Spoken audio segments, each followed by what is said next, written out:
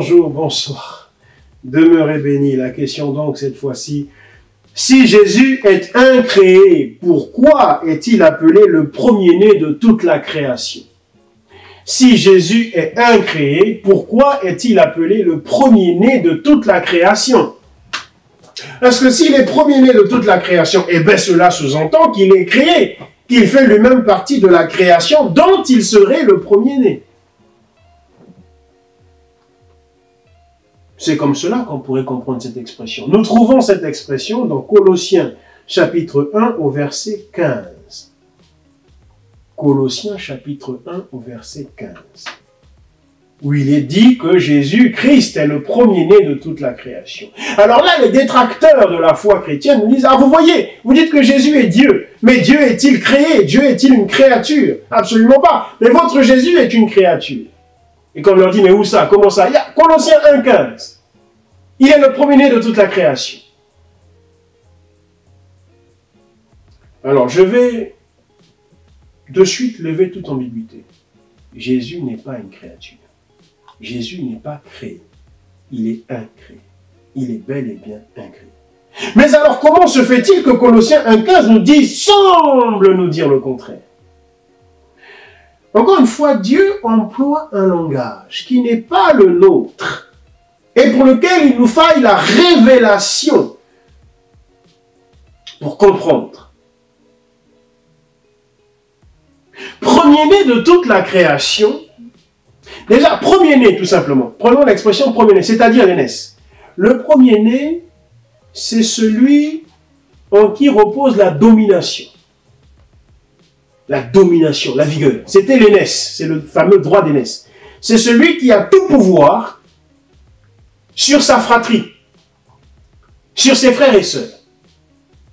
Du moins bibliquement parlant. Je ne parle pas de ce que c'est qu'aujourd'hui dans les temps modernes. Absolument pas. Moi, je suis dans les Écritures. Donc le premier-né il a la domination. Il a le pouvoir. Je ne sais pas si je vais trouver cette écriture à laquelle je pense. Alors, on va assez rapidement. Je ne sais pas si, pour que ça nous aide, je ne sais pas si je vais pouvoir trouver cela. Je vais voir. Parce qu'il y en a qui... Voilà. Si je prends simplement Genèse 49, du verset 2 au verset 3. Si je prends Genèse 49, Genèse chapitre 49, du verset 2 au verset 3, qu'est-il écrit? Assemblez-vous, écoutez, fils de Jacob, écoutez Israël, votre père. Ruben, verset 3, Ruben, toi mon premier-né, ma force et les prémices de ma vigueur, supérieur en dignité et supérieur en puissance. Donc voici ce que représente le premier-né. C'est celui qui est supérieur en dignité et supérieur en puissance.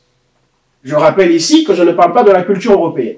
Je ne parle pas de la culture chinoise ou que sais-je encore. Je parle de la Bible. D'accord? Tel que nous venons de le lire là. Genèse 49 du verset 2 au verset 3.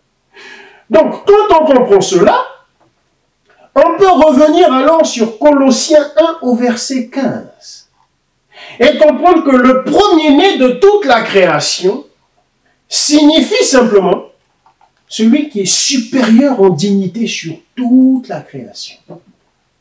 Celui qui est supérieur en puissance sur toute la création. Cependant, dans le cas de Christ, il n'est lui-même pas créé, puisqu'il est la parole faite chair. Et que Jean 1 nous dit, c'est la parole qui a fait toute chose, que tout a été créé par la parole. Si Christ est la parole, et que donc Christ crée toute chose, comment Christ peut-il lui-même encore être créé? Une créature peut-elle créer? Seul le Créateur peut créer.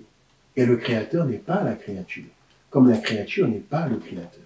Donc Colossiens 1,15, premier-né de toute la création, est à comprendre comme dans Genèse 49, du verset 2 au verset 3. C'est-à-dire qu'il a la domination, l'autorité, la suprématie. C'est pour ça qu'il va dire, toute autorité m'a été donnée, dans le ciel et sur la terre. Voilà les messes. Voilà cette affaire de premier-né. Demeurez bénis, shalom.